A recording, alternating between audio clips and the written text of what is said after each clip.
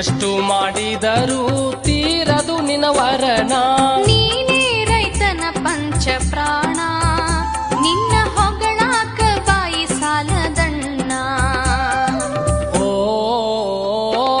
ಪಾರೋ ಪಾರೋ ಬಸವಣ್ಣ, ಸೋಮಾರ ನಿನ ಪೂಜೆಯನ್ನ, ನಿನ್ನ ಋಣ ಎಂದ ತೀರಿಸಲು ನಾನ. ನಿನ್ನ